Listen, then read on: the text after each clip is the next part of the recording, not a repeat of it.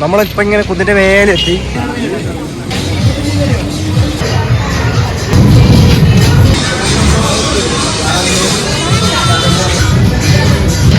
പറഞ്ഞോ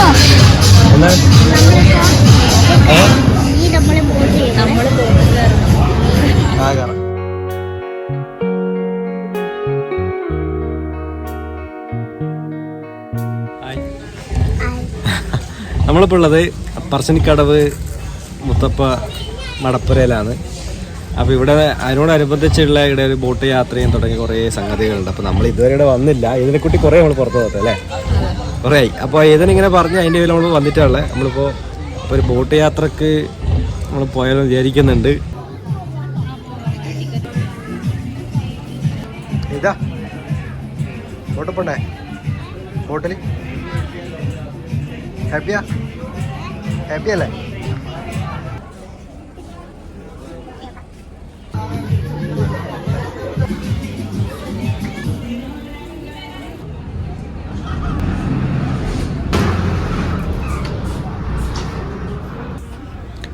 അങ്ങനെ ബോട്ട് വന്ന് നമ്മളെല്ലാവരും വളരെ ശ്രദ്ധയോടെ തന്നെ ബോട്ടിനുള്ളിലേക്ക് കയറി.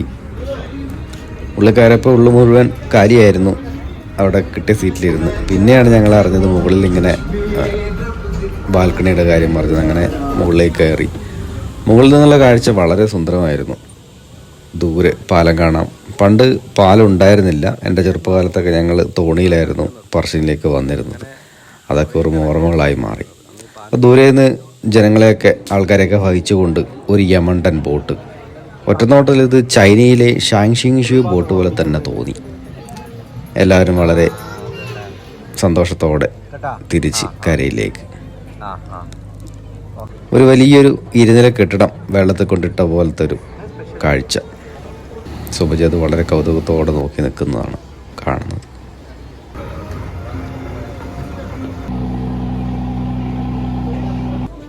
ഞാൻ തന്നെ എല്ലാവരും ഇരിപ്പിടത്തിലേക്ക് പോയിരുന്ന്. അപ്പോൾ അതാ ഒരു ന്യൂജൻ ബോട്ട് പോലെ, അല്ലെങ്കിൽ ഒരു മോഡേൺ ബോട്ട്. അങ്ങനെ ഞങ്ങളെ ബോട്ടിൻ്റെ കെട്ടഴിച്ച് പരന്നൊഴുകുന്ന പുഴയെ കീറിമുറിച്ചുകൊണ്ട് ഞങ്ങളുടെ ബോട്ട് മുന്നോട്ട്. ശാന്തമായി ഒഴുകുന്ന പറശ്ശിനി പുഴ, ശാന്തമായല്ല, പുറമേ ശാന്തമായി ഒഴുകുന്ന പറശ്ശിനി പുഴ. സായാഹ്ന സൂര്യൻ്റെ ചുവന്ന കിരണങ്ങൾ. അത് ദൂരെ കാണുന്നതാണ് പറശ്ശിനി മടപ്പുര, ശ്രീ മുത്തപ്പൻ മടപ്പുര. ദൂരെ നിന്നൊരു ബോട്ട് കാണുന്നുണ്ട്. അങ്ങനെ ഏതിനതാ ആസ്വദിച്ചു കൊണ്ടുള്ള യാത്ര. ഏതിന് കണ്ണ് ശരിക്കും തുറക്കാൻ പറ്റുന്നില്ല, വെയിൽ. എന്നാലും ഹാപ്പി. ഏത് മുറുക്കി പിടിച്ചിട്ടുണ്ട്. വളരെ സുരക്ഷിതം ഒക്കെയാണ് ഇതിൻ്റെ ബാൽക്കണിയൊക്കെ. കുഴപ്പങ്ങളൊന്നുമില്ല.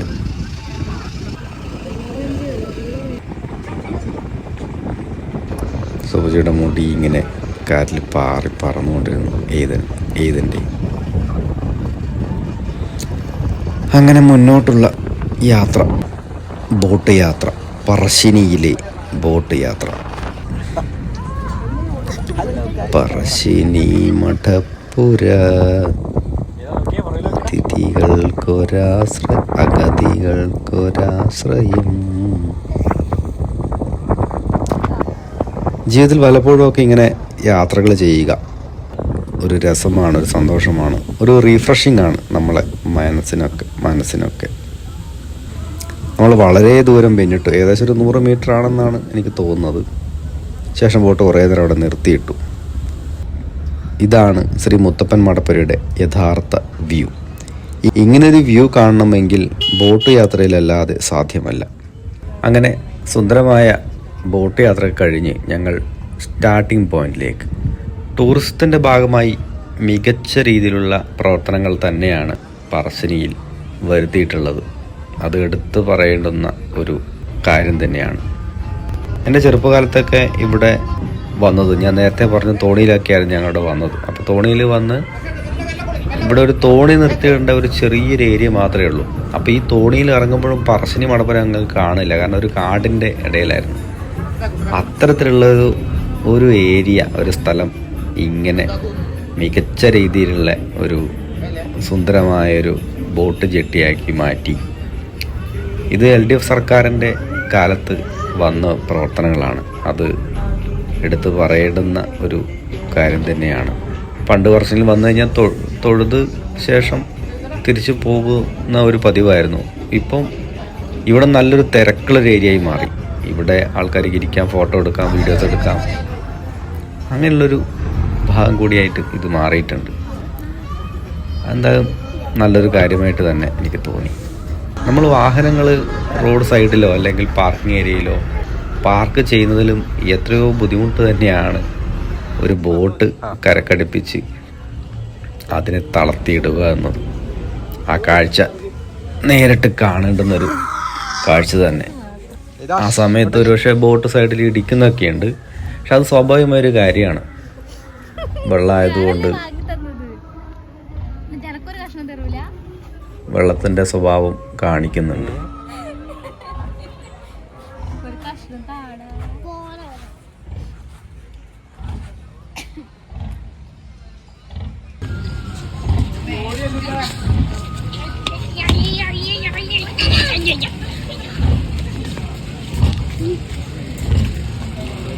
അപ്പോൾ ഇത് ടൂറിസത്തിൻ്റെ ഭാഗമായിട്ടുള്ള ഒരു ഏരിയ ആണ്. ഇവിടെ ഇങ്ങനെ വരുന്ന ആൾക്കാർക്ക് ഇരിക്കാനും ഒക്കെയുള്ള ബോട്ട് യാത്ര. ബോട്ട് ഇങ്ങനെ മുത്തപ്പൻ്റെ മടപ്പരൻ്റെ മുന്നിൽ വന്ന് ബോട്ട് യാത്രയുണ്ട്. സത്യത്തിൽ ഇതിൻ്റെ ഉദ്ഘാടനമായിട്ട് കുറേ കാലമായിട്ടുണ്ടെങ്കിൽ നമുക്കിതുവരെ വരാൻ പറ്റിയില്ല. നമ്മുടെ നാട്ടിലാണെങ്കിലും ഇവിടെ നമുക്ക് വരാനോ ഒന്നും പറ്റിയില്ല. നമ്മൾ രാത്രി വന്നിട്ടുണ്ടായിരുന്നു, പക്ഷെ എപ്പോഴും ഇത് അടച്ചിട്ടുണ്ടായാലും.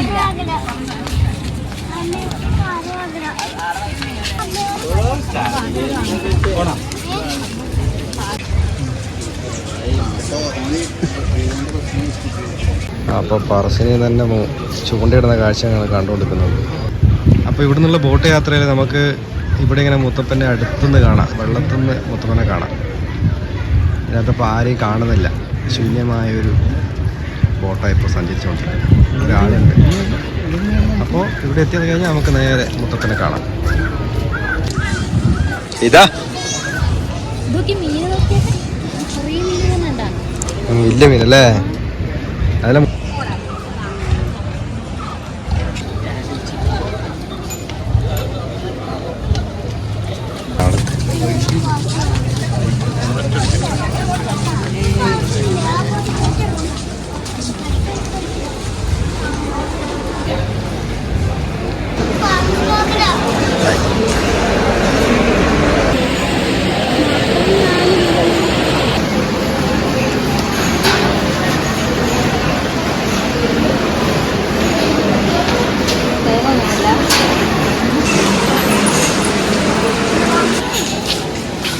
പോട്